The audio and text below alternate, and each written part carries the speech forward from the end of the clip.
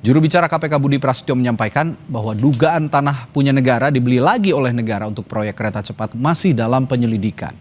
Penyidik masih mengusut adanya tanah atau lahan yang diduga punya negara, kemudian dikondisikan untuk dibeli kembali dalam proses pengadaan lahan.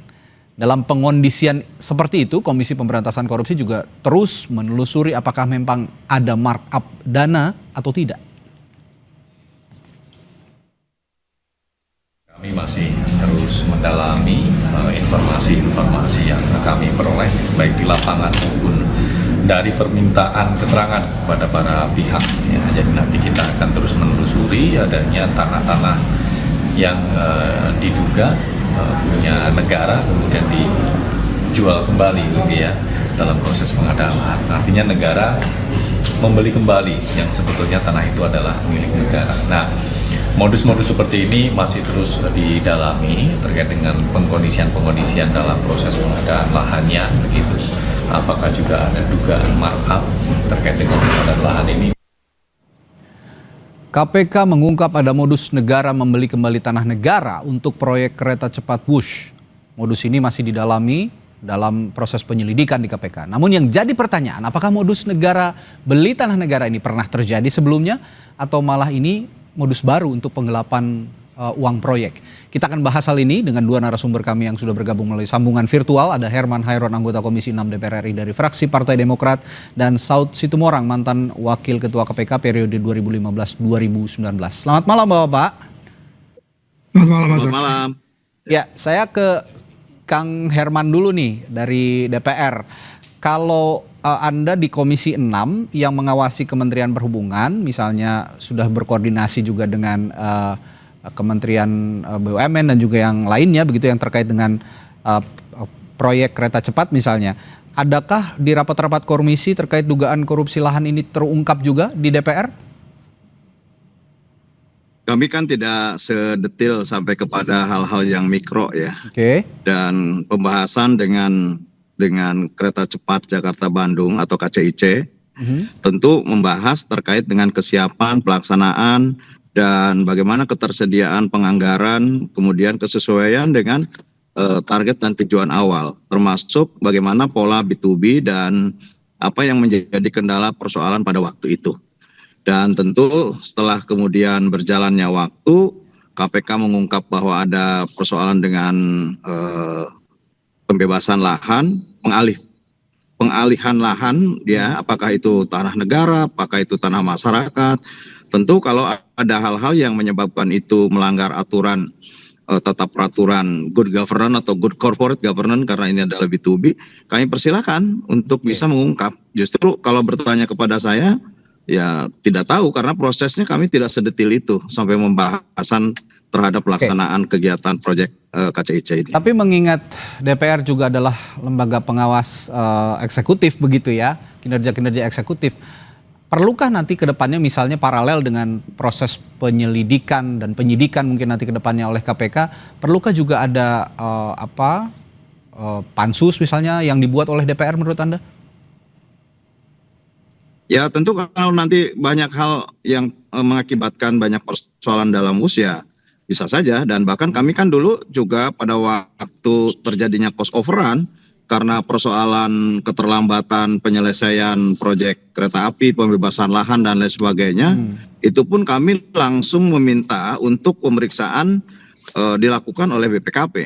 Dan pada waktu cost overrun diajukan oleh konsorsium, ya tentu pada waktu itu kami juga membenchmark dengan hasil BPKP yang lebih rendah. Nah, kalaupun ada persoalan lain, ya kami persilakan untuk siapapun aparat penegak hukum untuk memproses persoalan ini. Baik. Saya ke Pak Saud. Pak Saud, ini agak lucu ya. Negara memiliki lahan, dibeli lagi oleh negara.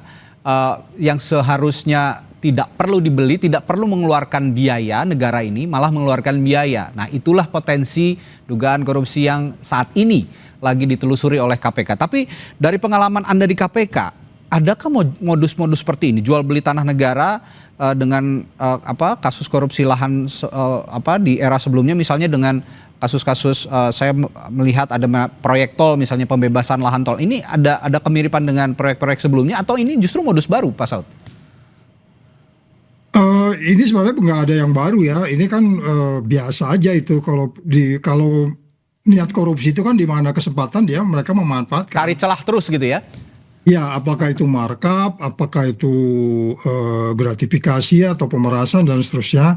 Cuman saya melihat KPK ini udah mulai larinya kemana-mana nih gini.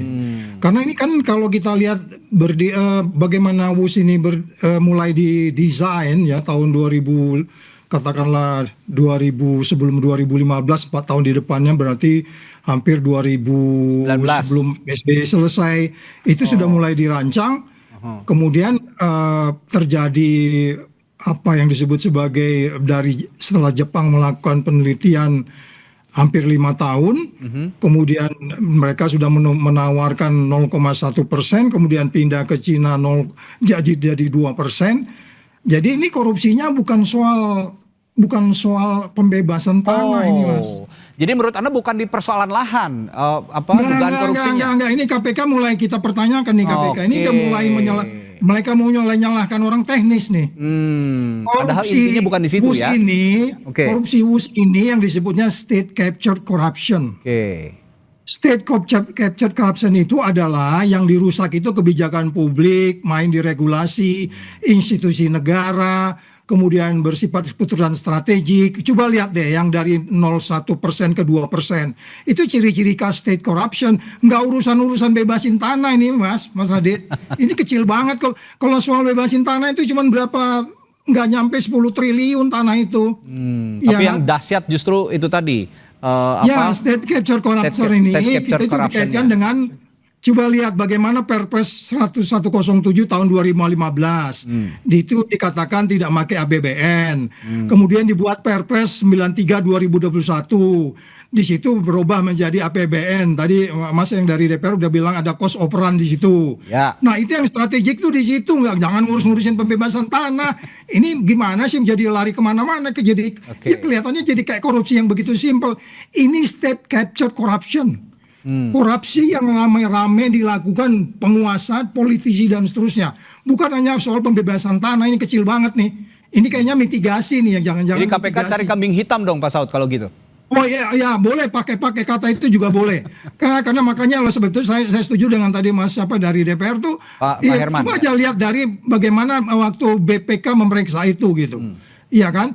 Perolehan, belum lagi kalau kita bicara PMK Peraturan Menteri Keuangan nomor 89 2023. Di situ ada pembiayaan, terus kemudian ada perubahan dari Perpres 93 2021 dari non APBN ke APBN aja mereka pamit nggak ke DPR? Itu kan undang-undang APBN tuh. Ya kan nggak bisa dong ngubah-ngubah begitu aja. Itu menempatkan membuat keputusan 93 2021 itu aja pertanyaan.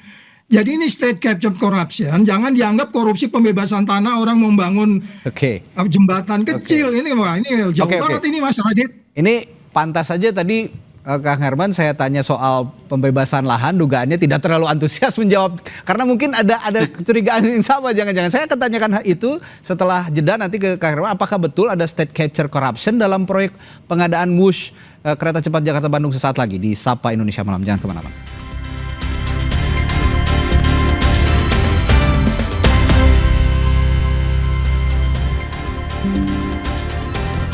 Kembali lagi di Sapa Indonesia Malam.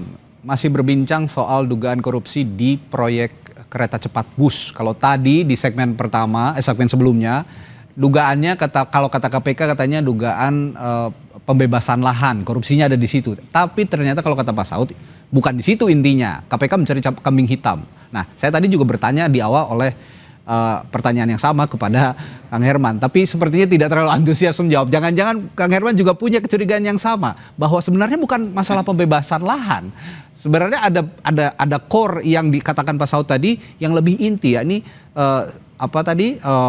State capture corruption. State capture corruption. Bagaimana respons Anda, Bung Herman? Ya, ini kan pembahasan ini panjang ya. Tadi memang kita dimulai dari penetapan sebagai proyek strategi nasional. Ya. Itu dimulai 2016 Bang Saud ya. 2016 Perpres nomor 3 tahun 2016. Kemudian 2018 kita memulai dengan konstruksi karena 2018 mulai dicairkan sehingga juga untuk grace period ini juga dimulai 2018 sampai 2028. Nah, ini kan persoalannya semuanya tidak sesuai rencana gitu. Nah, kalau tidak sesuai rencana juga apakah termasuk dalam penyalahgunaan kewenangan dan lain sebagainya, tentu saya tidak masuk dalam area itu. Yang kedua, pada setiap kali tahapan proyek ini berlangsung, kami selalu mengingatkan untuk selalu dalam pemeriksaan BPK atau BPKP. Dan bahkan begitu kami dorong BPK dulu lebih baik ke BPKP, ya kami setuju ke BPKP pada waktu terjadinya cost of run. Dan keterlambatan yang kemudian mengakibatkan biaya tinggi juga sebetulnya ini berkaitan dengan lahan, dengan pembebasan lahan gitu. Nah, kalau dijadikan bahwa ini menjadi temuan KPK dan menjadi pintu masuk, saya kira ya silahkan. Dan kalau pada akhirnya juga merembet kepada nilai bunga dan lain sebagainya, kan ini bisa ada pembanding. Karena pembanding sebelumnya kan Jepang sebetulnya yang sudah berminat. Nah, ini yang menurut saya tidak mau masuk dalam pembahasan persoalan ranah hukum. Silakan ini menjadi ranahnya aparat penegak hukum dan kami menghormatinya untuk apapun yang akan menjadi proses penyelidikan. Gitu. Oke, jadi menurut Anda kalau proses pembebasan lahan ini ada dugaan korupsinya jadi pintu masuk untuk menyelidiki dugaan korupsi lainnya yang lebih besar dikatakan Pak Saud tadi ya sah-sah saja. Nah, tapi bicara soal untuk sebagai pembanding saja, dibicara soal dampak finansial Pak Saud. Kalau tadi dikatakan soal pembebasan lahan, lalu sekarang sebenarnya ada state capture corruption yang nilai bancakannya justru lebih besar. Kira-kira berapa besar dampak finansial bagi negara jika memang terbukti state capture corruption yang Anda maksud tadi? Ya kan kita harus melihat lagi, kembali lagi waktu direncanakan 86T itu menjadi 114T, kemudian ada selisih 27T. Ya itu sangat naif kalau kita bilang itu hanya di tanah saja gitu loh. 27T loh itu. Iya kan? Oleh sebab itu kalau kita bilang komponen pembengkakan itu dikatakanlah di pembebasan lahan, tapi yang paling utama kan ada 4 yang lain. Kenaikan biaya konstruksi dan material, perubahan desain, biaya bunga dan seterusnya, potensi markup dan korupsi itu kan banyak, Mas. Itu yang saya bilang KPK jangan main kunci-kunci dulu. Oke lah pintu masuk seperti Mas Herman bilang tadi, silakan aja sehingga dimulai penyelidikan sehingga kemudian nanti itu kan akan kelihatan pasal 55-nya. Siapa yang merencanakan, siapa yang memerintahkan, siapa yang bekerja. Itu nanti kan ini ya, saya analisis karena kurang lebih ada 10 orang nih mulai dari presidennya waktu itu. Jadi sampai ada ke menteri-menterinya BUMN-nya. Ya, jadi ada rantai korupsi yang lebih luas dari sekedar pembebasan lahan. Nah, pertanyaan saya selanjutnya.